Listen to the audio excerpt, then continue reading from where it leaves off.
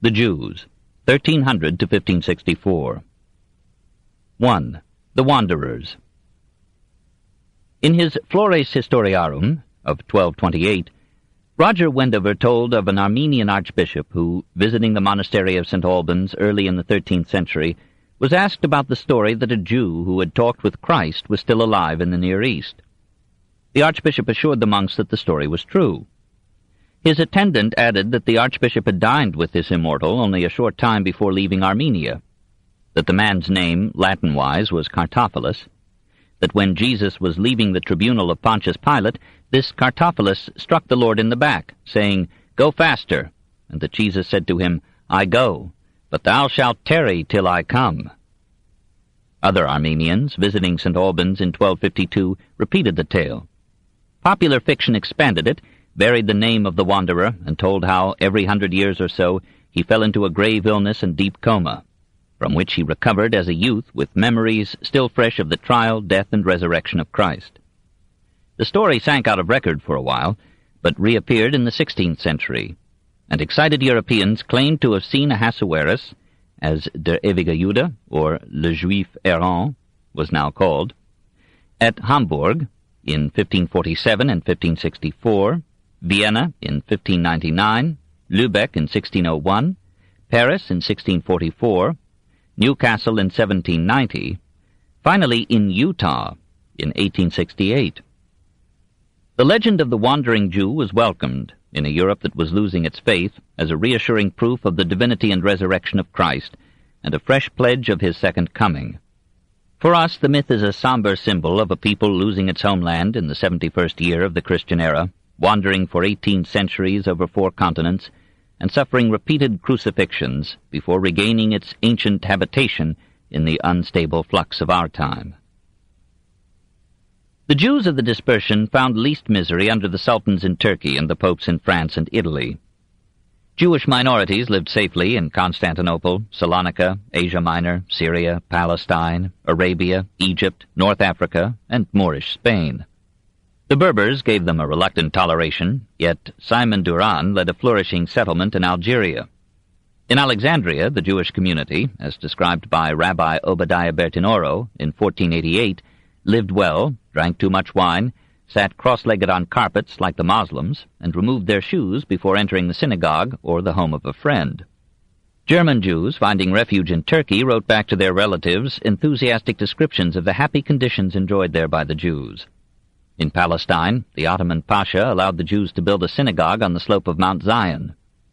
Some Western Jews made pilgrimages to Palestine, holding it good fortune to die in the Holy Land, and best of all in Jerusalem. Nevertheless, the center and zest of Jewish thought in this age were in the unforgiving West. There they were least unfortunate in enlightened Italy. In Naples they enjoyed the friendship of King Robert of Anjou. They prospered in Ancona, Ferrara, Padua, Venice, Verona, Mantua, Florence, Pisa, and other hives of the Renaissance. "Italy has many Jews," said Erasmus in 1518. "Spain hardly any Christians." Commerce and finance were respected in Italy, and the Jews who served those necessities were valued as stimulating agents in the economy. The old requirement that Jews should wear a distinguishing badge or garment was generally ignored in the peninsula. Well-to-do Jews dressed like the Italians of their class. Jewish youths attended the universities, and an increasing number of Christians studied Hebrew. Occasionally, some holy hater like St. John of Capistrano would excite his hearers to demand the full enforcement of all blue law canonical disabilities against the Jews. But though Capistrano was supported by Popes Eugenius IV and Nicholas V, the effect of his eloquence was transient in Italy. Another Franciscan friar, Bernardino of Feltre, attacked the Jews so vociferously that the civic authorities of Milan, Ferrara, and Venice ordered him to be silent or decamp.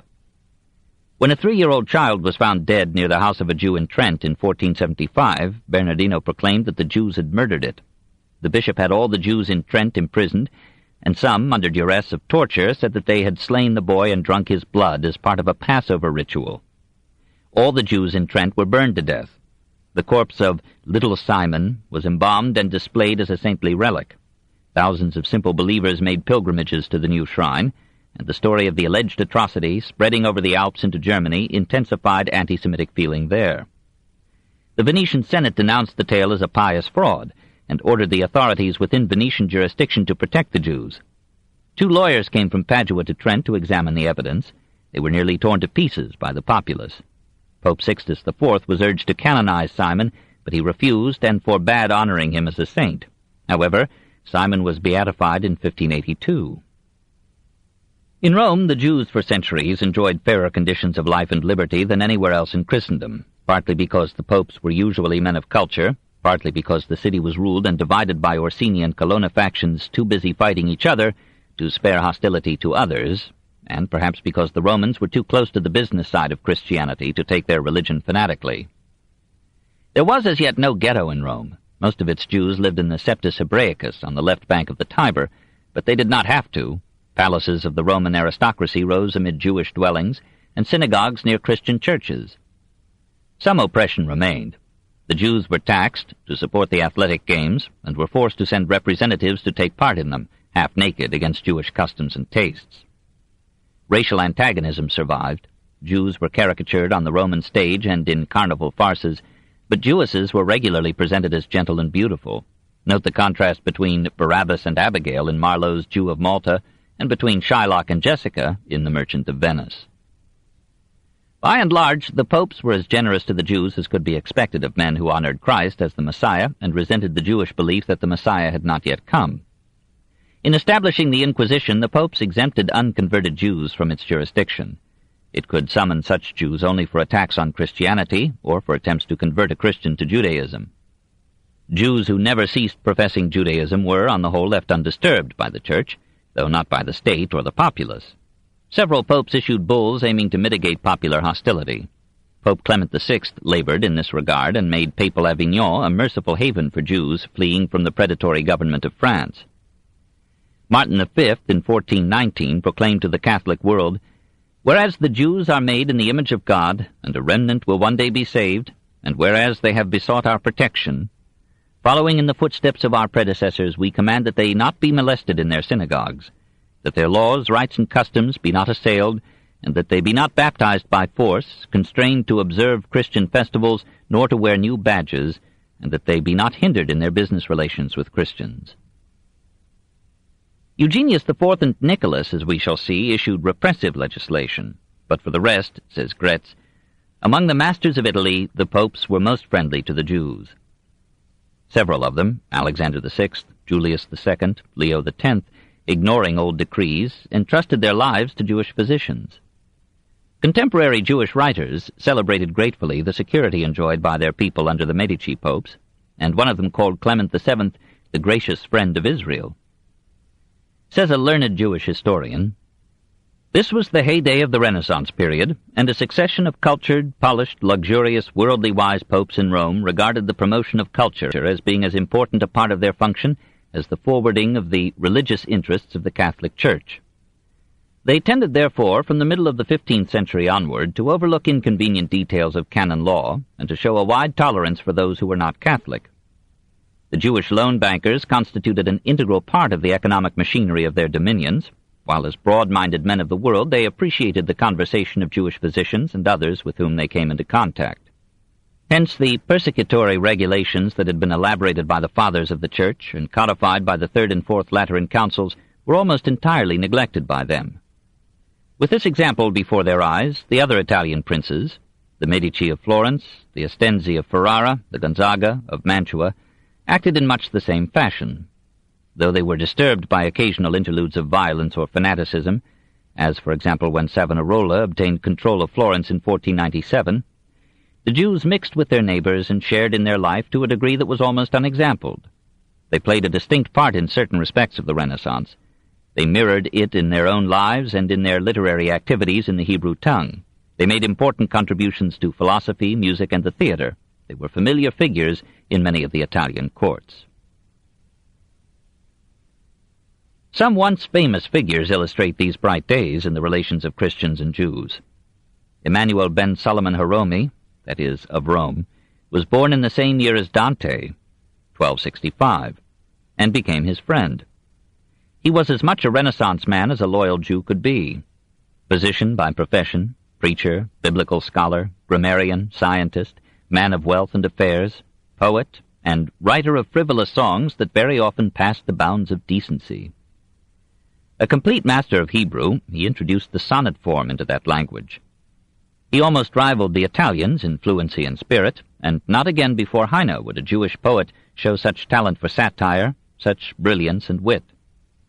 Perhaps Emmanuel had imbibed some of the Averroist skepticism of the age. One of his poems expresses a distaste for heaven with all its virtuous people. He thought only ugly women were virtuous. And a preference for hell, where he expected to find the most tempting beauties of all time. In his old age he composed a weak imitation of Dante, Tophet ve'Eden, heaven and paradise. In Judaism, as in Protestantism, there was no purgatory. More generous than Dante, Emmanuel, following rabbinical tradition, admitted into heaven all the righteous of the nations of the world. However, he condemned Aristotle to hell for teaching the eternity of the universe. A similar spirit of light-hearted humor gave tang and verve to the writings of Kalonymus ben Kalonymus. King Robert of Naples, on a visit to Provence, noticed the young scholar of the beautiful name and took him to Italy. At first, Kalonymus was all for science and philosophy. He translated Aristotle, Archimedes, Ptolemy, Galen, Alfarabi, and Averroes into Hebrew, and wrote in a high ethical vein. But he found the gay mood of Naples easy to assimilate. When he moved to Rome, he became a Jewish Horace, satirizing amiably the faults and foibles of Christians, Jews, and himself. He mourned that he had been born a man. Had he been a woman, he would not have had to pore over the Bible and the Talmud, or to learn the 613 precepts of the law. His Purim Tractate made fun of the Talmud, and the popularity of this satire among the Roman Jews suggests that they were not as pious as their more unhappy brethren in other lands. The Renaissance revived not only Greek but Hebrew studies. Cardinal Egidio di Viterbo invited Elijah Levita from Germany to Rome in 1509. For 13 years the Jewish scholar lived in the cardinal's palace as an honored guest, teaching Egidio Hebrew and receiving instruction in Greek. Through the efforts of Egidio, Reuchlin, and other Christian pupils of Jewish teachers, chairs of Hebrew were established in several Italian universities or academies. Elijah del Medico, who taught Hebrew at Padua, was so highly regarded there, despite his refusal of conversion, that when a violent controversy broke out among the Christian students over a problem in scholarship, the university authorities and the Venetian Senate appointed del Medico to arbitrate, which he did with such erudition and tact that all parties were satisfied. Pico della Mirandola invited him to teach Hebrew in Florence. There Elijah joined the humanist circle of the Medici, and we may still see him among the figures painted by Benozzo Gozzoli on the Medici palace walls. The scholar gave no encouragement to Pico's notion of finding Christian dogmas in the Kabbalah. On the contrary, he ridiculed that apocalypse as a heap of stupefying absurdities. North of the Alps, the Jews were less fortunate than in Italy. They were expelled from England in 1290, from France in 1306, from Flanders in 1370. France recalled them in 1315 on condition of giving to the king 2/3 of any money they might collect on loans made before their expulsion. When the royal profits on these operations ended, the Jews were banished again in 1321. They returned in time to be blamed for the Black Death and were again exiled in 1349. They were recalled in 1360 to lend financial aid and skill in raising sums to ransom the captured French king from England. But in 1390, an Israelite converted to Christianity mysteriously disappeared. The Jews were accused of killing him. Some tortured Jews confessed that they had advised the convert to return to Judaism. Public opinion was inflamed, and Charles VI reluctantly ordered another banishment of the harassed race. There was a substantial community of Jews in Prague. Some of them went to hear the sermons of Hus's forerunner, Milich, because he showed so much knowledge and appreciation of the Old Testament. Hus studied Hebrew, read Hebrew commentaries, and quoted Rashi and Maimonides. The Taborites who carried Hus's reforms close to communism called themselves the Chosen People, and gave the names Edom, Moab, and Amalek to the German provinces against which they waged war. The Hussite armies, however, were not averse to killing Jews. When they captured Prague in 1421, they gave them not the Mohammedan choice of conversion or taxation, but the simpler choice of apostasy or death. Of all the Christian states, Poland was second only to Italy in hospitality to the Jews. In 1098, 1146, and 1196, many Jews migrated from Germany to Poland to avoid death at the hands of crusaders. They were well received and prospered. By 1207, some of them owned large estates. In 1264, King Boleslav the Pious gave them a charter of civil rights. After the Black Death, more Germans moved to Poland and were welcomed by the ruling aristocracy as a progressive economic ferment in a nation still lacking a middle class.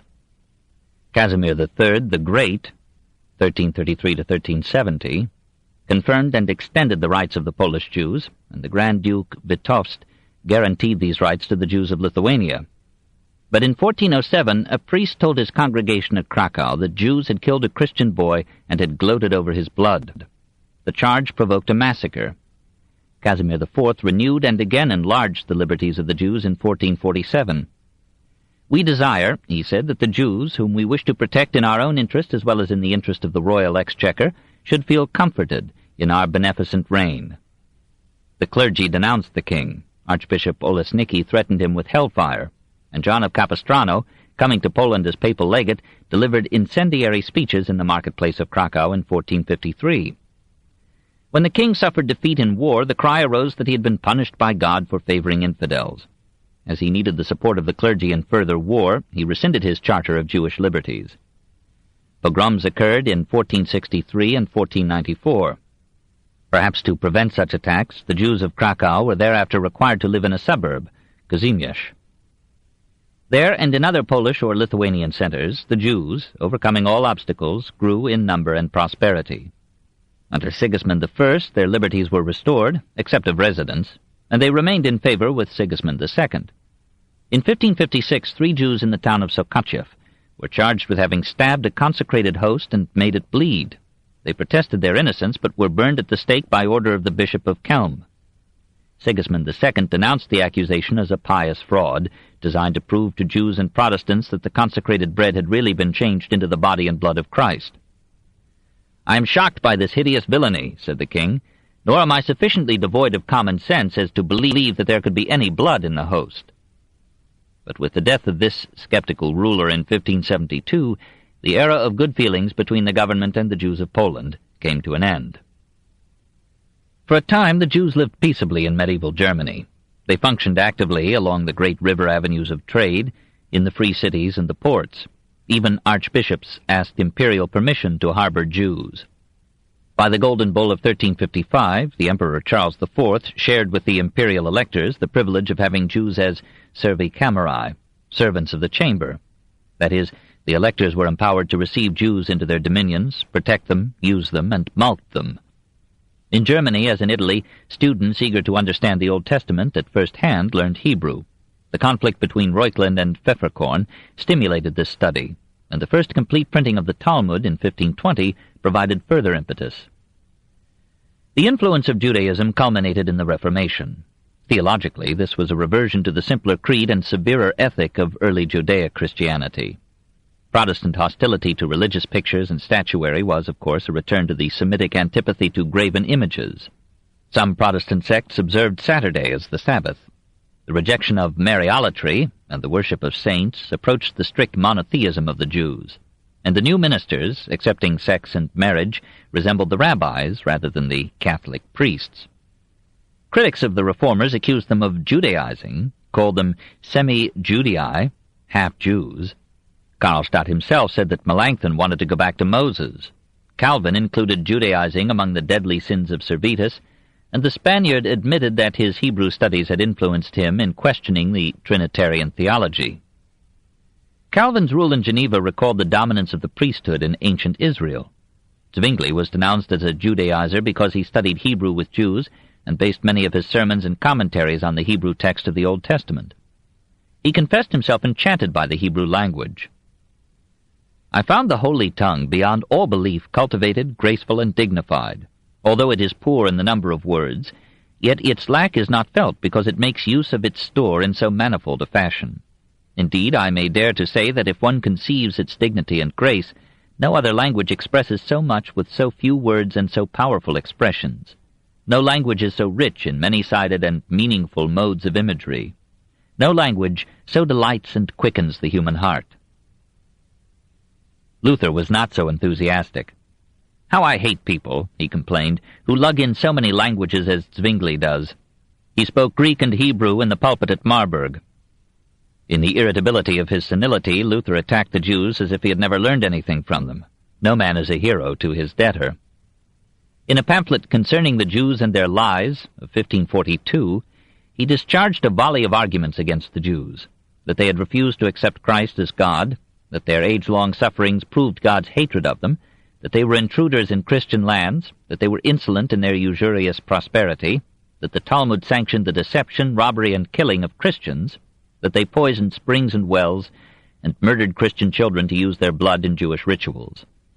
We have seen in studying his aging character how he advised the Germans to burn down the homes of Jews, to close their synagogues and schools, to confiscate their wealth, to conscript their men and women to forced labor, and to give all Jews a choice between Christianity and having their tongues torn out.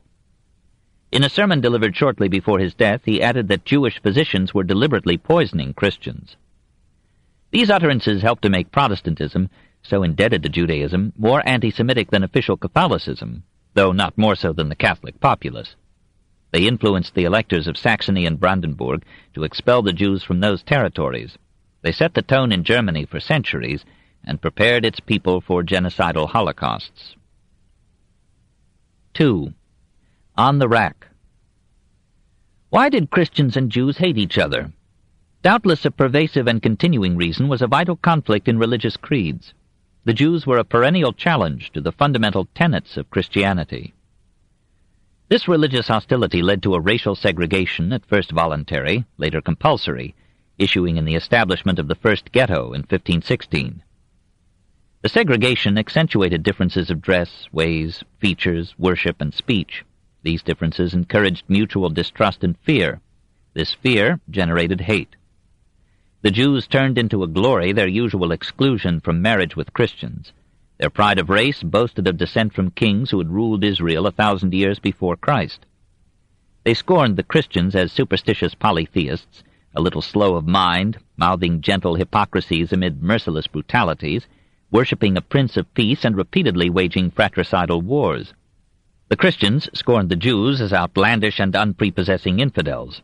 Thomas More told of a pious lady who was shocked to learn that the Virgin was a Jewess, and who confessed that thereafter she would be unable to love the Mother of God as fervently as before. The theory of the Eucharist became a tragedy for the Jews. Christians were required to believe that the priest transformed the wafer of unleavened bread into the body and blood of Christ. Some Christians, like the Lollards, doubted it. Stories of consecrated wafers bleeding at the prick of a knife or a pin could strengthen belief, and who would do so horrible a deed but a Jew? Such legends of a bleeding host were plentiful in late medieval centuries.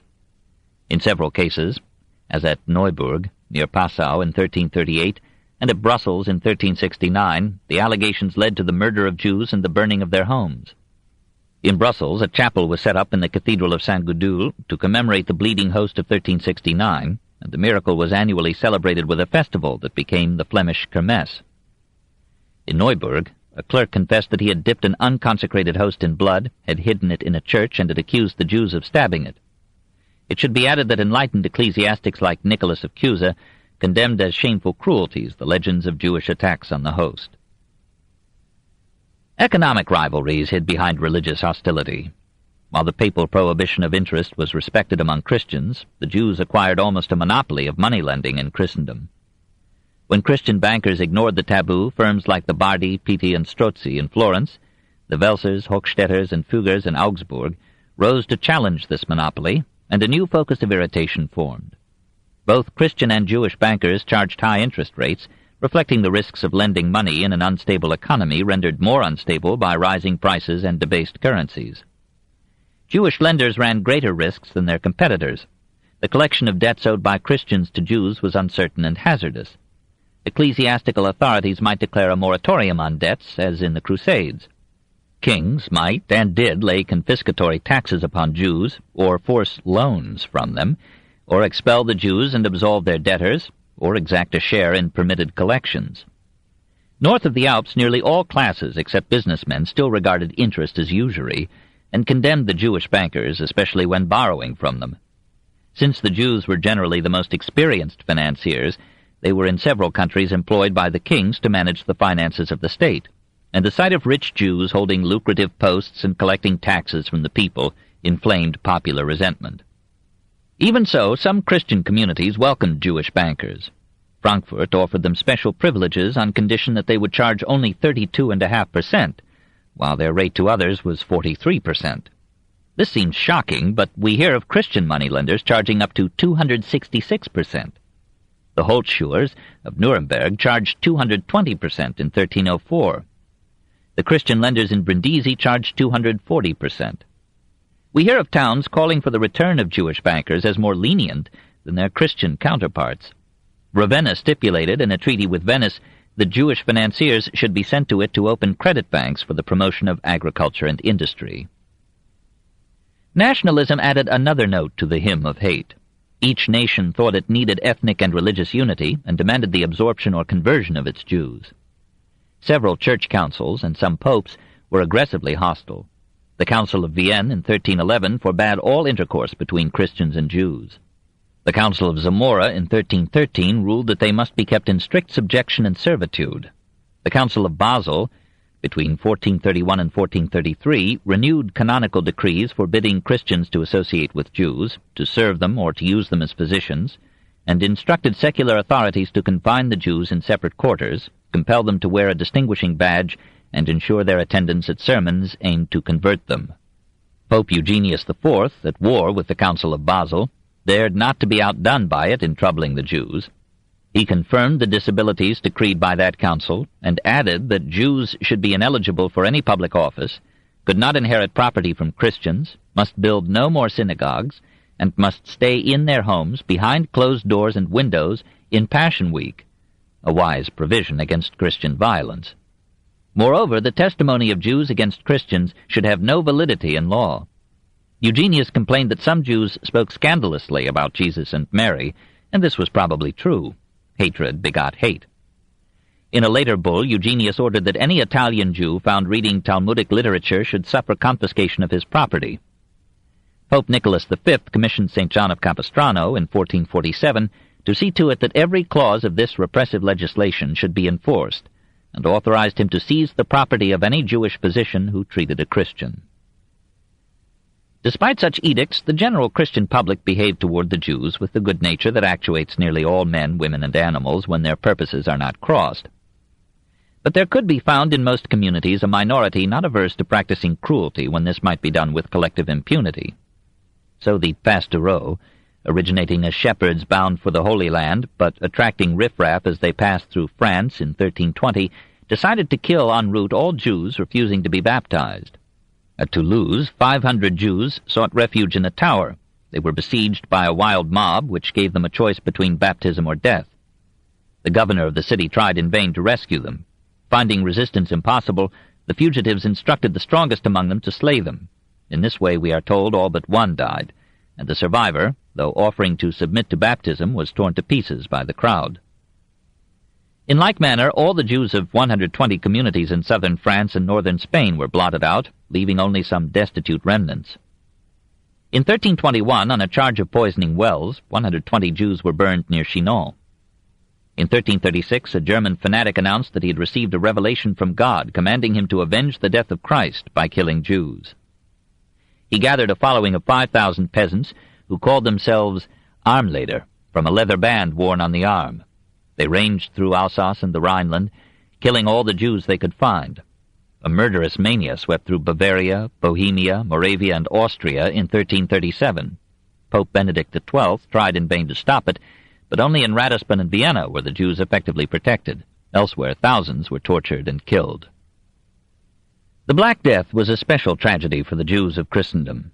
The same plague had slain Mongols, Moslems, and Jews in Asia, where no one thought of blaming the Jews. But in Western Europe, a populace maddened by the ravages of the pestilence accused the Jews of poisoning the wells in an attempt to wipe out all Christians. Fevered imaginations brewed details. The Jews of Toledo, it was said, had dispatched agents with boxes of poison, made from lizards and basilisks and Christian hearts, to all the Jewish communities in Europe, with instructions to drop these concentrations into wells and springs. The Emperor Charles IV denounced the charge as absurd. So did Pope Clement VI. Many burgomasters and municipal councils spoke to the same effect, which was little indeed. A false belief spread among the Christians that the Jews were rarely touched by the plague. In some cities, perhaps through differences in hygienic laws or medical care, the fever did seem less fatal to them than to the Christians. But in many places, for example Vienna, Ratisbon, Avignon, Rome, the Jews suffered equally. Nevertheless, some Jews were tortured into confessing that they had distributed the poison. Christians closed their wells and springs and drank rainwater or melted snow. Merciless pogroms broke out in France, Spain, and Germany. In one town in southern France, the entire Jewish community was cast into the flames. All Jews in Savoy, all Jews around Lake Leman, all in Bern, Fribourg, Basel, Nuremberg, Brussels, were burned.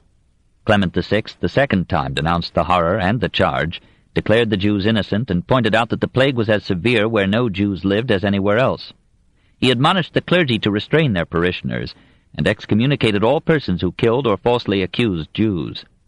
In Strasbourg, however, the bishop joined in the accusation and persuaded the reluctant municipal council to banish all Jews. The populace thought this measure too mild. It drove out the council and installed another, which ordered the arrest of all Jews in the city. Some escaped to the countryside. Many of these were killed by the peasantry. 2,000 Jews left in the city were jailed and were commanded to accept baptism. Half of them submitted, the rest refused, and were burned on February 14, 1439. All in all, some 510 Jewish communities were exterminated in Christian Europe as a result of these pogroms. Many more were decimated. In Saragossa, for example, only 1 Jew out of 5 survived the Black Death persecutions. Lee estimated 3,000 Jews killed at Erfurt, 12,000 in Bavaria. In Vienna, on the advice of Rabbi Jonah, all the Jews gathered in their synagogue and killed themselves. Similar mass suicides occurred in Worms, Oppenheim, Krems, and Frankfurt. A panic of flight carried thousands of Jews from Western Europe into Poland or Turkey. It would be hard to find, before our time, or in all the records of savagery, any deeds more barbarous than the collective murder of Jews in the Black Death. Slowly, the surviving Jews of Germany crept back to the cities that had despoiled them and rebuilt their synagogues.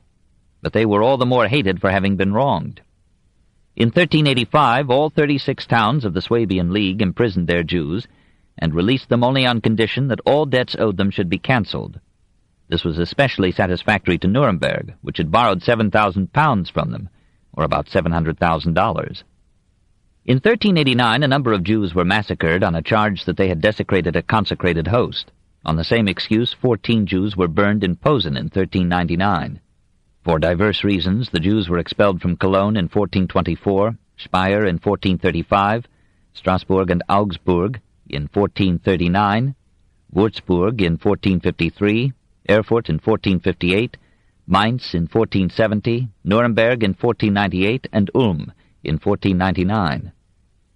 Maximilian I sanctioned their expulsion from Nuremberg on the ground that they had become so numerous, and through their usurious dealings they had become possessed of all the property of many respectable citizens, and had dragged them into misery and dishonor.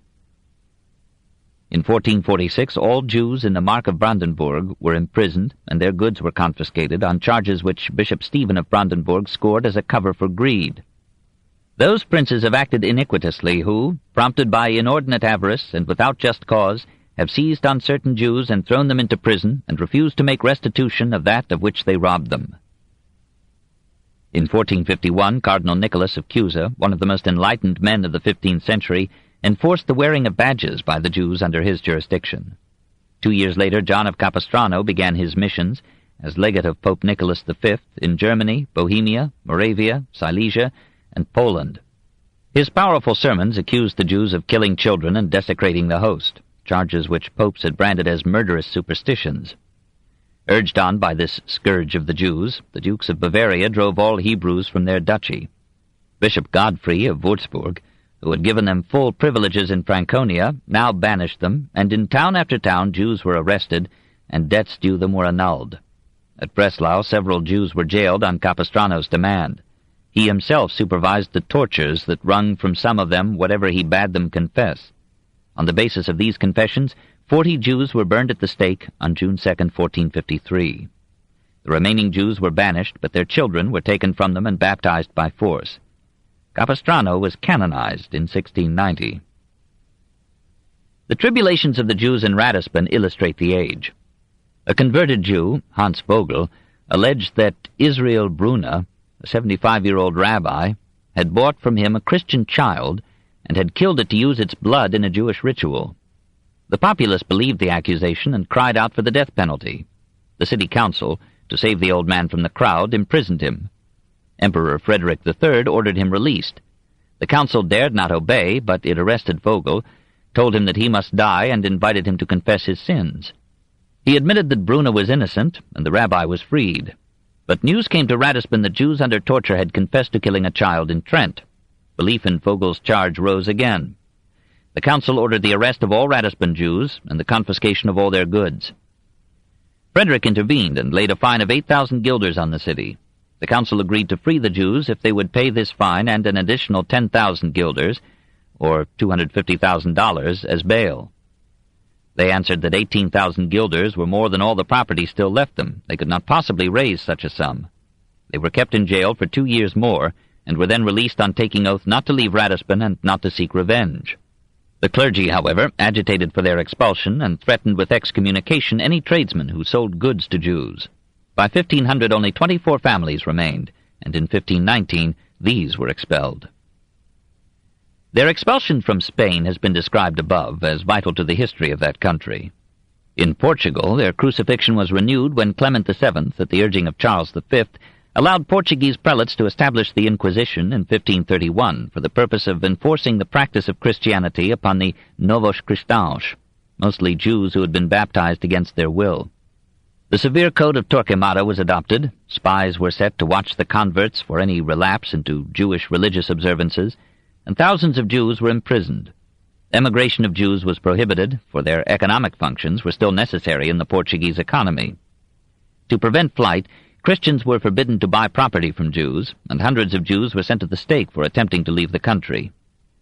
Shocked by these procedures, and perhaps swayed by Jewish gifts, Clement abrogated the powers of the Portuguese Inquisition and ordered the release of its prisoners and the restoration of confiscated goods. His bull of October 7, 1532, laid down humane principles for dealing with the converts. Since they were dragged by force to be baptized, they cannot be considered members of the Church, and to punish them for heresy and relapse were to violate the principles of justice and equity. With sons and daughters of the first Marranos, the case is different. They belong to the Church as voluntary members. But as they have been brought up by their relatives in the midst of Judaism, and have had this example continually before their eyes, it would be cruel to punish them according to the canonical law for falling into Jewish ways and beliefs. They must be kept in the bosom of the Church through gentle treatment. That Clement was sincere appears from a brief issued by him on July 26, 1534, when he felt death upon him. It instructed the papal nuncio in Portugal to hasten the release of imprisoned converts. Pope Paul III continued the efforts to aid the Portuguese Jews, and 1,800 of the prisoners were freed.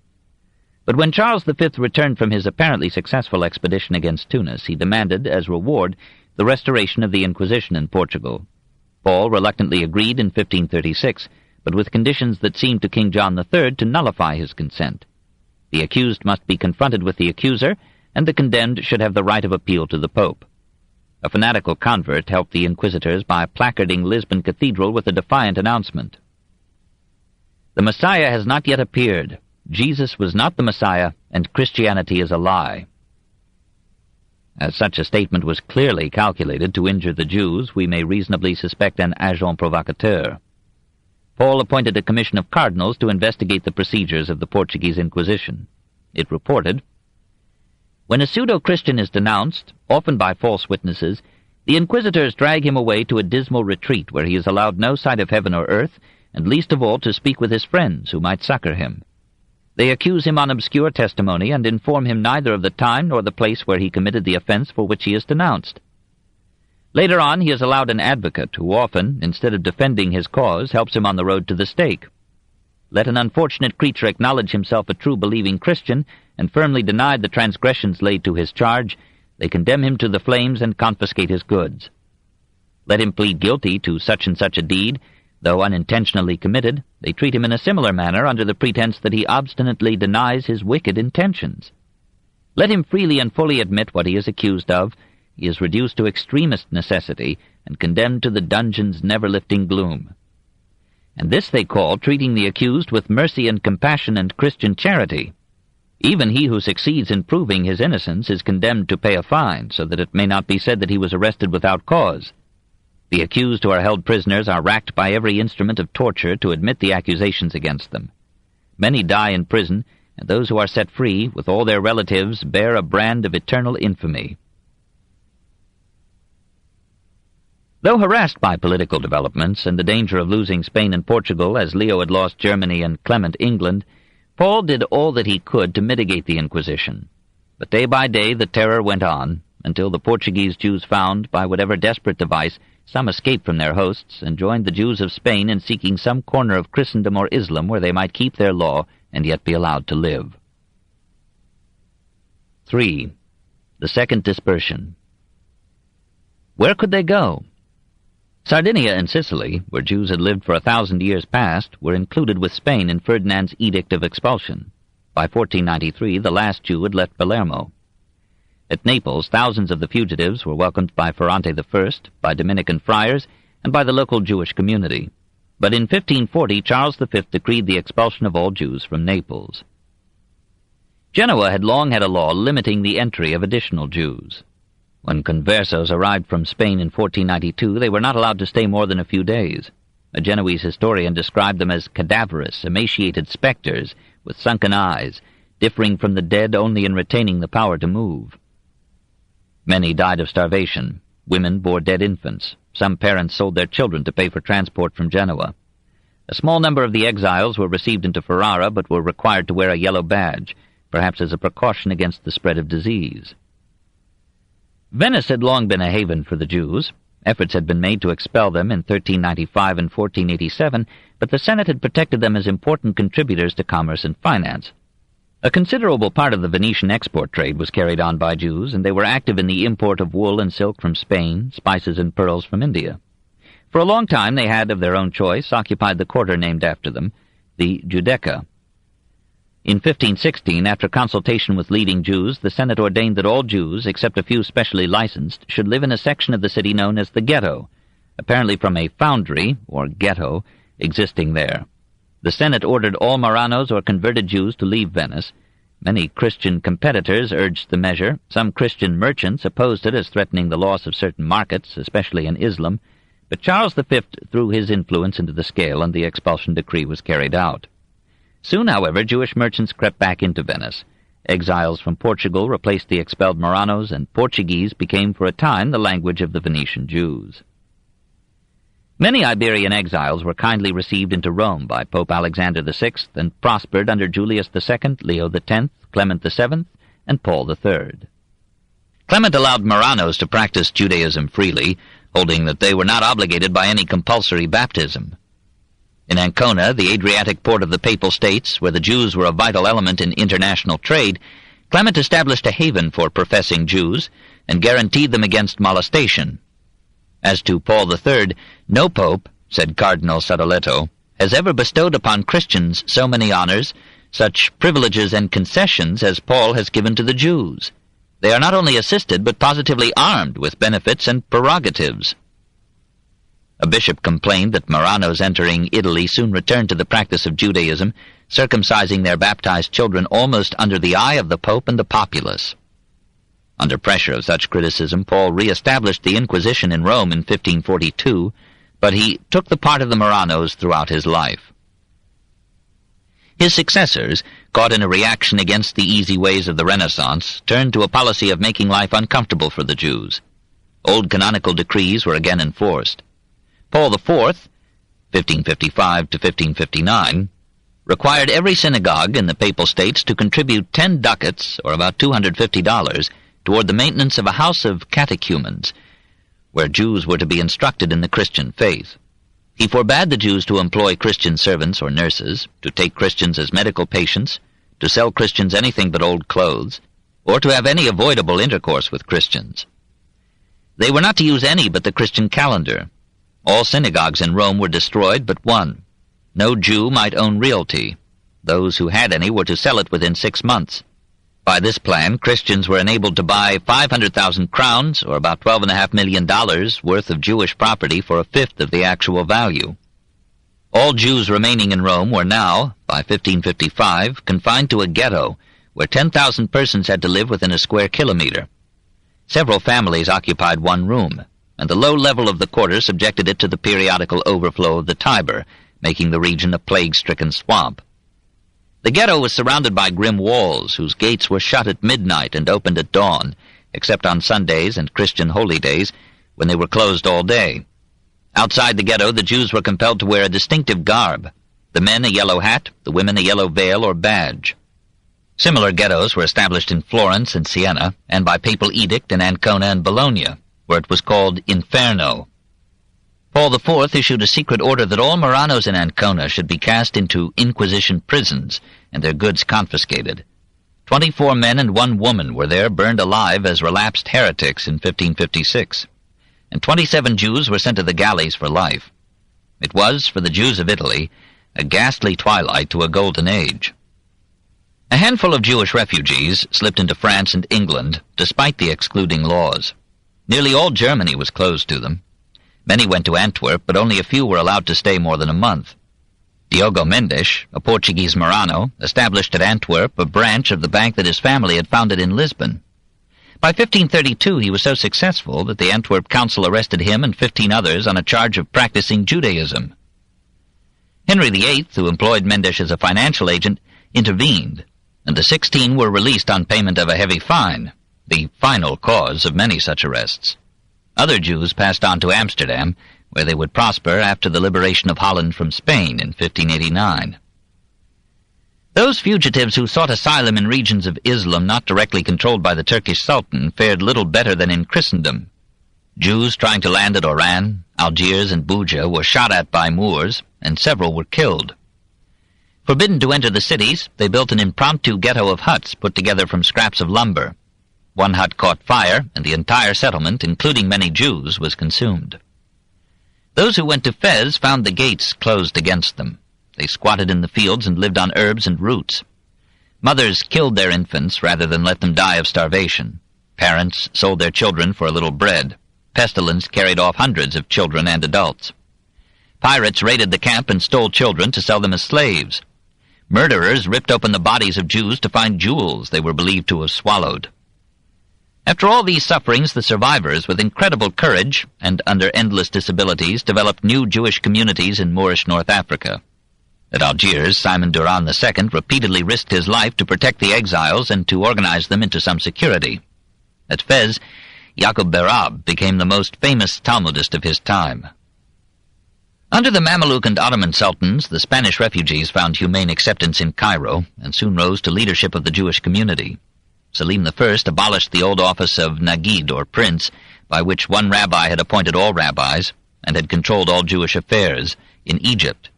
Thereafter, each Jewish community was to choose its own rabbi and manage its own internal concerns. The new rabbi of Cairo, David ibn Abi Zimra, a Spanish immigrant, ended the Seleucid method of chronology which the Jews of Asia and Africa were using, and persuaded them to adopt, as the Jews of Europe had done in the 11th century, a calendar that reckoned by the year since creation, Anno Mundi, tentatively fixed as 3761 BC. Wherever the Sephardic or Iberian Jews went, they acquired cultural, often political, leadership over the native Jews.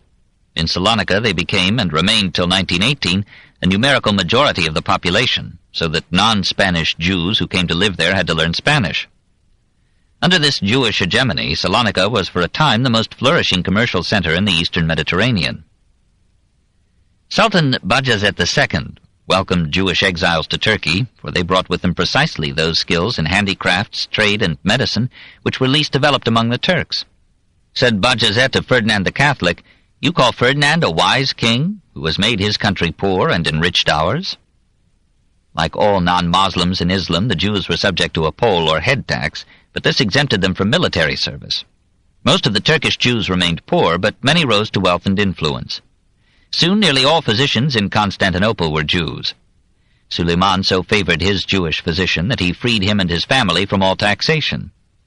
Jews rose to such prominence as diplomats under Suleiman that Christian ambassadors had to court these Jews as an approach to the Sultan. Suleiman was shocked by the oppression of the Ancona Jews under Paul IV and remonstrated against it to the Pope on March 9, 1556. He demanded the release of such Ancona Jews as were subjects of Turkey, and they were freed. Garcia Mendecia, of the Mendes banking family, after practicing philanthropy and suffering insult and injury in Antwerp, Ferrara, and Venice, finally found peace in Istanbul. The Holy Land, under Turkish rule, received again the people that had first made it holy. As Jerusalem was sacred to Christians and Muslims as well as to Jews, only a limited number of Hebrews was allowed to live there. But at Safed, in Upper Galilee, the Jews grew so rapidly in number and cultural prestige that Jacob Berab tried to establish a Sanhedrin there as a ruling congress for all Jewry. It was a bold conception, but the Jews were too divided in space, language, and ways to permit such a unification of rule. Nevertheless, in Jewish prayers throughout Islam and Christendom, Yahweh was supplicated to gather the dispersed from the four corners of the earth. And at Yom Kippur and Passover, the Jews everywhere joined in the hope that sustained them through all tragedies. Next year we shall be in Jerusalem. 4. The technique of survival. The ability of the Jews to recover from misfortune is one of the impressive wonders of history, part of that heroic resilience which man in general has shown after the catastrophes of life. Segregation was not the worst indignity. They were happier and safer with one another than amid the hostile crowd. Poverty they could bear, since they had known it for centuries, and it was not their prerogative. Indeed, they were more likely to be proud of their occasional wealth and conscious of their immemorial indigence. The unkindest cut of all, however motived, was the badge or distinguishing garment that marked them off as the despised and rejected of men. The great historian of the Jews writes bitterly, "The Jew badge was an invitation to the gamin to insult the wearers and to bespatter them with mud. It was a suggestion to stupid mobs to fall upon them, to maltreat them, and even to kill them. And it afforded the higher class an opportunity to ostracize the Jews, to plunder them, or to exile them. Worse than this outward dishonor was the influence of the badge on the Jews themselves. They became more and more accustomed to their ignominious position, and lost all feeling of self-respect. They neglected their outward appearance. They became more and more careless of their speech, because they were not admitted to cultured circles, and in their own midst they could make themselves understood by means of a jargon. They lost all taste and sense of beauty, and to some extent became despicable, as their enemies desired them to be." This is exaggerated and too general. Many Jews retained their pride. Some gloried in the splendor of their dress. We hear again and again of Jewish girls renowned for their beauty. And the Yiddish, which in the 16th century evolved as a jargon of German with Slavic and Hebraic borrowings, was developing a vigorous and varied literature, even as Gretz wrote his History of the Jews. But in any case, the supreme crime of those centuries was the deliberate degradation of an entire people, the merciless murder of the soul. Part and basis of the crime was the exclusion of the Jews from almost all occupations but commerce and finance. For reasons already summarized, and because a tithe of agricultural produce was demanded by the Church, Jews more and more withdrew from cultivation of the soil, and finally they were forbidden to own land. Since they were not admitted to the guilds, which were formerly Christian religious organizations, they could not rise in the manufacturing world, and their mercantile operations were hedged in with Christian monopolies. By and large, in their dealings with Christians, they found themselves limited to petty industry, trade, and money lending. In some regions, they were forbidden to sell to Christians anything but second-hand goods. After the 13th century, they lost their invidious preeminence in finance. But their fluid capital, their international languages, their international connections through scattered relatives, enabled them to achieve a high place in the foreign commerce of the Christian states. So prominent was the Jewish role that those countries which excluded them lost, and those that received them gained, in the volume of their international trade. This was one, not the main, reason why Spain and Portugal declined, while Holland rose, and why Antwerp yielded commercial leadership to Amsterdam. It was a saving consolation that the Jews in their internal affairs could be ruled by their own laws and customs, their own rabbis and synagogue councils. As in Islam, so in Jewry, religion, law, and morality were inextricably one. Religion was held to be coextensive with life. In 1310, Rabbi Yaakov ben Asher formulated Jewish law, ritual, and morality in a Rabbaturim, or 4 rows. This replaced the Mishnah Torah of 1170 of Maimonides with a code in which all the legislation of the Talmud and the rulings of the Geonim were made obligatory on all Jews everywhere. The Turim became the accepted guide for rabbinical law and judgment till 1565. The disasters of the 14th and 15th centuries disrupted the social organization of the Jews. The rabbis, like the priests, suffered a high mortality in the Black Death. Persecutions, expulsions, and a fugitive life almost put an end to Jewish law. The Sephardic Jews found it difficult to accept the language and customs of the Jewish communities which offered to absorb them. They set up their own synagogues, kept their own Spanish or Portuguese speech, and in many cities there were separate congregations of Spanish, Portuguese, Italian, Greek, or German Jews, each with its own rabbi, customs, charities, and jealousies. In this crisis, the Jewish family saved the Jewish people. The mutual devotion of parents and children, brothers and sisters, provided a haven of stability and security. These centuries of disorder in Jewish mores ended when Rabbi Joseph Caro issued from Safed his Shulchan Aruch, Venice, 1564-65. In this table in order, the religion, law, and customs of the Jews were once more codified. But as Caro based his code chiefly on Spanish Judaism, the Hebrews of Germany and Poland felt that he had paid too little attention to their own traditions and interpretations of the law.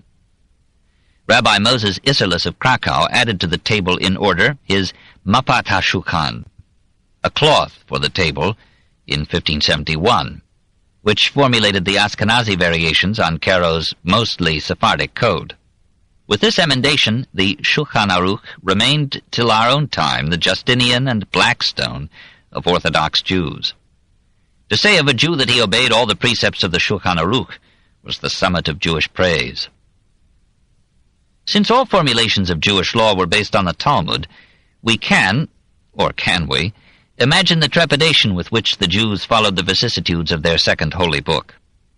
In its literary and less authoritative section, the Haggadah, there were some passages that ridiculed certain Christian beliefs. Converts from Judaism paved their way into Christian acceptance by denouncing these passages and calling for the suppression of the entire Talmud. Despite such movements, culminating in the attack of Pfefferkorn on Reuchlin, Leo X encouraged the first printing of the Talmud in Venice in 1520. But Julius III signalized the passing of the Renaissance by ordering the Inquisition to burn all copies to be found in Italy in 1553.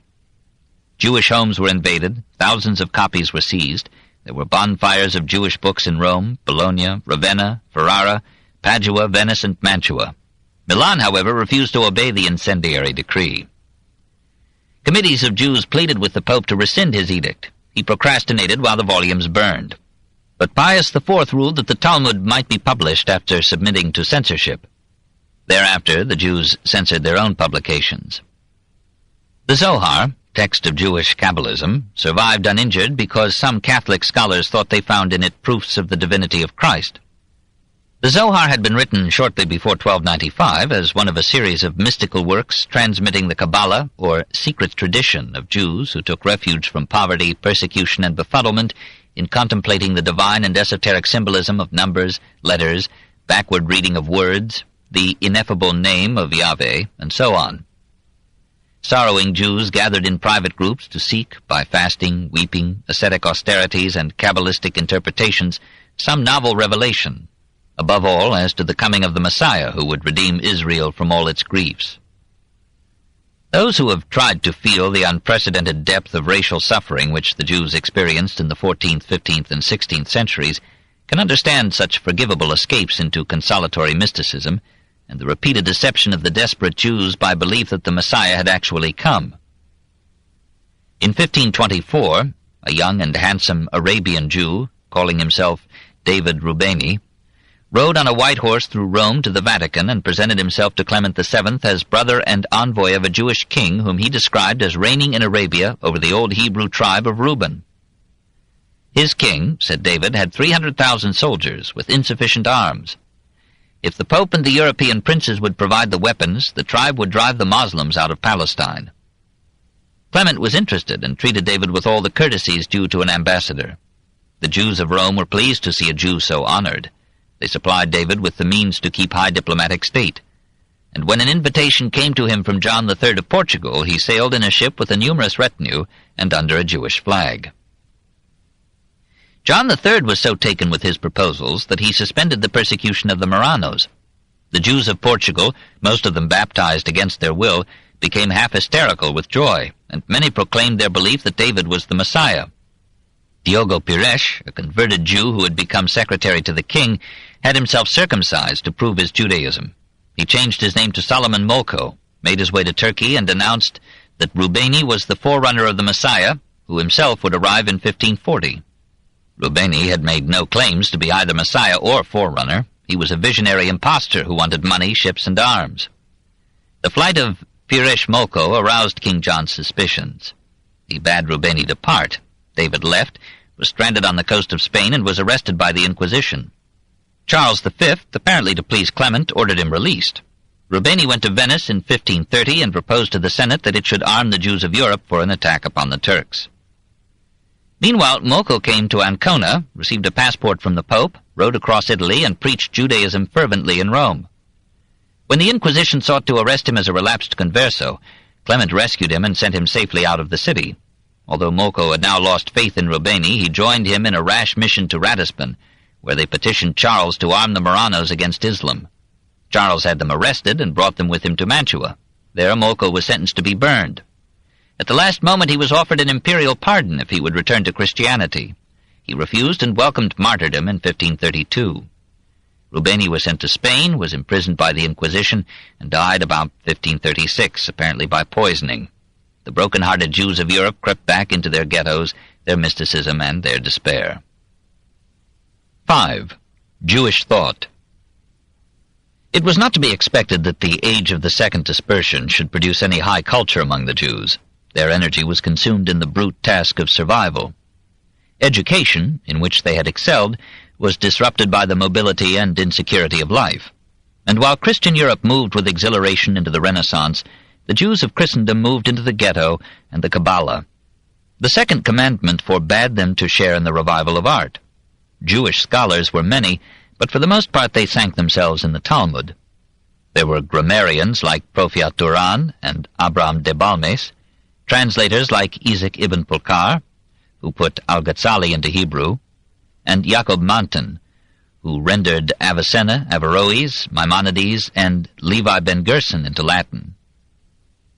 Elijah Levita alarmed Orthodox Jews by arguing conclusively in 1538 that the Masoretic text of the Old Testament, that is, the text with notes, vowel points, and punctuation, was not older than the 5th century A.D. The Odyssey of the Abravanels illustrates the vicissitudes of the Jewish intellect in the 15th and 16th centuries. Born in Lisbon in 1437, Don Isaac Abravanel served Afonso V of Portugal as finance minister, but he mingled his public life with biblical and historical studies and made his spacious home a salon of scholars, scientists, and men of affairs. When Afonso died, Abravanel lost the royal favor and fled to Spain in 1484. He was absorbed in writing commentaries on the historical books of the Bible when Ferdinand the Catholic called him to office, and for 8 years Isaac shared in managing the finances of Castile. He labored to avert the disaster that befell the Jews in 1492. Failing, he joined them in their melancholy exodus. At Naples he was employed by the government, but the French invaders of 1495 sacked his home, destroyed his choice library, and forced him to flee to Corfu. There he wrote as many a Jew must have written those years, "My wife, my sons, and my books are far from me, and I am left alone, a stranger in a strange land." He made his way to Venice and was given a diplomatic post in 1503. Amid these fluctuations of fortune, he found time to write several philosophical or theological works, now of minor interest. But he established the principle that scriptural events and ideas should be interpreted in terms of the social and political life of their times. He was allowed to spend his final 6 years in unwanted security and peace. His sons were his decoration. Samuel Abravanel prospered at Salonika, was made finance minister at Naples, and earned the love of his people by his many philanthropies. Judah Leon Abravanel, Leo Hebreus, rose to such prominence as a physician in Genoa and Naples that he became known as Leon Medico. He studied many sciences, wrote poetry, and ventured into metaphysics. In 1505 he was appointed physician to Gonzalo de Cordoba, but 2 years later the great captain fell out with Ferdinand, and Leon joined his father in Venice. His Dialoghi d'Amore, written in 1502, published in 1535, found quite an audience among the Renaissance Italians, for whom the philosophical analysis of love served as prelude or obbligato to amorous victories. Intellectual beauty, the beauty of order, plan, and harmony, is superior to physical beauty, argued the dialogues. The supreme beauty is the order, plan, and harmony of the universe, which is the outward expression of divine beauty. Love rises in stages from the admiration and pursuit of physical to intellectual to heavenly beauty, and culminates in the intellectual love of God, the understanding and appreciation of the cosmic order, and the desire to be united with the deity. The manuscript may have been known to Castiglione, who made Bembo speak to like effect in Il Cortigiano of 1528. And the printed book may have found its way across a century to influence Spinoza's Amor Dei Intellectualis. To this ethereal amour, the dispersed Portuguese Jews preferred Usque's impassioned prose poem in Portuguese, Consolation for the Sorrows of Israel, Ferrara, 1553. It pictured the alternate triumphs and disasters of the Jewish nation and comforted the Jews with the assurance that they were still God's chosen people. They had been punished by God for their sins, but they were being purified by their sufferings, and no deviltry of man could cheat them of their divine destiny to happiness and glory. Jewish contributions to science inevitably slackened in this prolonged vivisection of a people. Not only did insecurity, poverty, and instability impede scientific pursuits, but one of the most respected and influential of the rabbis, Solomon ben Abraham ben Adret of Barcelona, at the very beginning of this period, in 1305, had forbidden, under penalty of excommunication, the teaching of science or philosophy to any Jew under the age of 25, on the ground that such instruction might damage religious faith. Nevertheless, Isaac Israeli the Younger of Toledo summarized the astronomy of his time in 1320 and clarified the Jewish calendar and chronology. Emmanuel Bonfils of Tarascon drew up valuable astronomical tables and anticipated exponential and decimal calculus. Abraham Crescas of Majorca, master of maps and compasses to the government of Aragon, made a Mappa Mundi in 1377, which was so widely recognized as the best world map yet made that Aragon sent it as a distinguished gift to Charles VI of France, where it is now a prized possession of the Bibliothèque Nationale. Abraham's son, Yehuda Crescas, was the first director of Henry the Navigator's nautical observatory at Sagres, and helped to chart his explorations. Pedro Nunes's Treatise on the Sphere, from 1537, opened the way for Mercator and all modern cartography, and Garcia Dorta's Colloquios dos Simples e Drogas Medicines of 1563 marked an epoch in botany and founded tropical medicine. Abraham Zacuto was the one major figure in the Jewish science of the 15th century. While teaching at Salamanca from 1473 to 1478, he compiled his Almanac Perpetuum, whose astronomical tables were used as navigational guides on the voyages of Vasco da Gama, Cabral, Albuquerque, and, after 1496, Columbus. Zacuto was among the refugees from Spain in 1492. He found temporary asylum in Portugal. He was consulted by the court in preparing da Gama's expedition to India, and the ships were equipped with his improved astrolabe. But in 1497 persecution drove him from Portugal too. For years he wandered in poverty until he settled in Tunis, and there, in his old age, he comforted himself by writing a history of his people. His pupil, Joseph Vecino, physician to John II of Portugal, was sent to chart latitudes and solar declinations along the Guinea coast, and the charts so prepared proved invaluable to da Gama. Vecino was one of the commission to which John II referred Columbus's proposals for seeking a western route to the Indies in 1484, and shared in the negative decision. Jewish physicians were still the most sought for in Europe. Harassed with religious condemnations and official restrictions, and risking their lives in treating prominent Christians, they were nevertheless the favorites of popes and kings. Their contributions to medical science were not now brilliant, except for Dorta's to tropical medicine, but Amatus Lusitanus exemplified the finest traditions of his profession and his people. Driven by the Inquisition from the Portugal whose Latin name he had taken, He lived passingly in Antwerp, Ferrara, and Rome, and settled in Ancona, circa 1549, whence he was often called to treat that same Pope Julius III who labored to destroy the Talmud.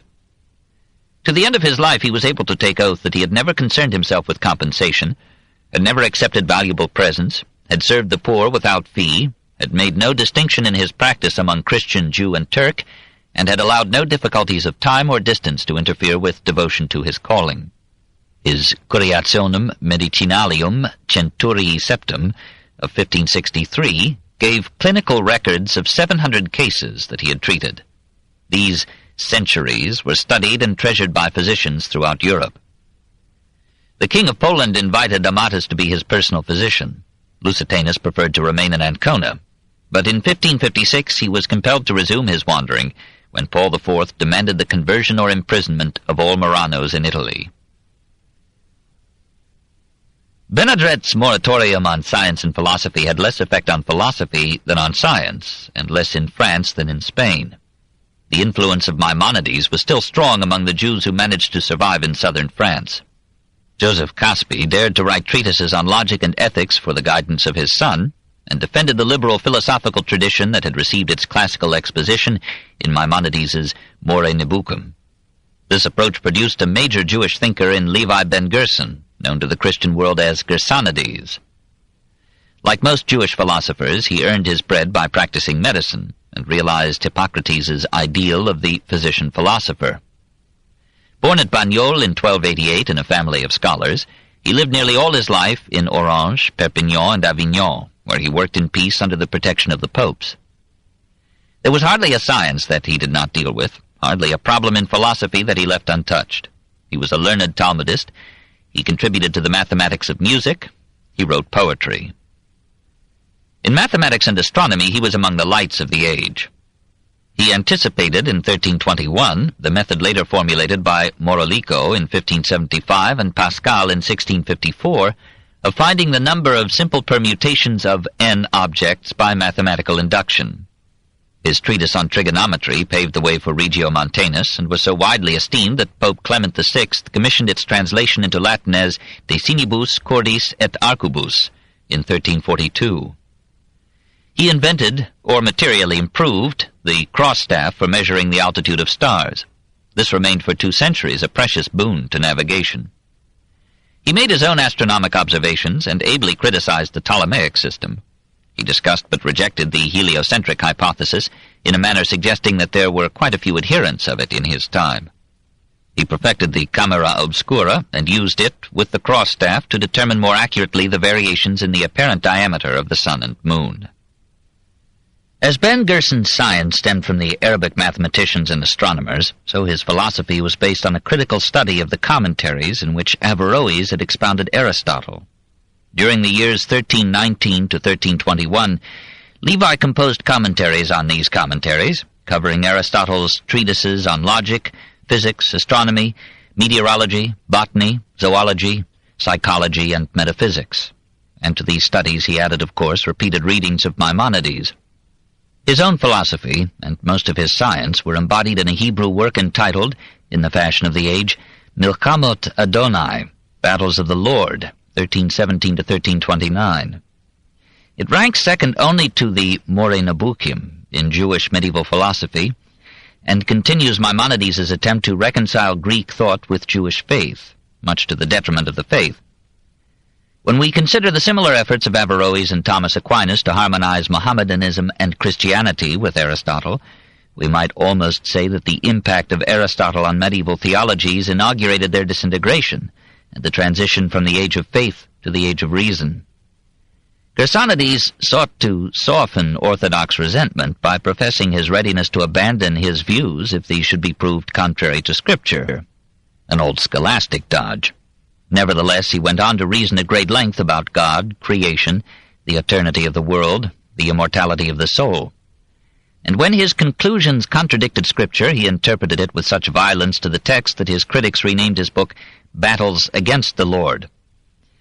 We must not take literally, said Levi, such stories as that of Joshua stopping the sun. These and similar miracles were probably natural events whose causes were forgotten or unknown. Finally, he proclaimed his rationalism without disguise. The Torah cannot prevent us from considering to be true that which our reason urges us to believe. Gersonides derived the existence of God from what the atheist Holbach would call the system of nature. The law and order of the universe reveal a cosmic mind. To this he adds the teleological argument. Most things in living nature seem designed as means to end, and providence gives every organism the means of self-protection, development, and reproduction. The world as cosmos or order was created in time, but not out of nothing. An inert, formless mass pre-existed from eternity. Creation gave it life and form. Between God and the created forms is an intermediary power which Gerson, following Aristotle and Averroes, calls nous poietikos, the active or creative intellect. This emanation of divine intelligence guides all things and becomes the soul in man. So far as the soul depends upon the individual's sensations, it is mortal. So far as it conceives universals and perceives the order and unity of the world, it becomes consciously part of the active intellect, which is immortal. Ben Gerson's philosophy was rejected by the Jews as essentially a form of Averroism, a rationalism which would ultimately dissolve religious belief. Christian thinkers studied him. Spinoza was influenced by him. But the heart and mind of thoughtful Jews were more faithfully expressed by Hasdai ben Abraham Crescas, who had imbibed the conservatism of Solomon ben Adret. Born in Barcelona in 1340, Crescas lived through a period of rabid anti-Semitism. He was arrested on a charge of having desecrated a host. He was soon released, but his son, on the very eve of marriage, was killed in the massacres of 1391. Persecution strengthened Hasdai's faith, for only by belief in a just God and a compensatory heaven could he bear a life so evil in injustice and suffering. 7 years after the martyrdom of his son, he published in Spanish a Tratado, which sought to explain to Christians why a Jew should not be asked to accept Christianity.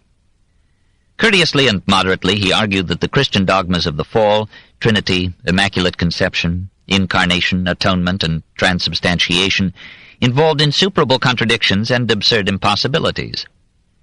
Yet when he composed his major work, Or Adonai, Light of the Lord, in 1410, he took a stand from which the Christians might have defended these theories. He renounced reason and bade it surrender to faith.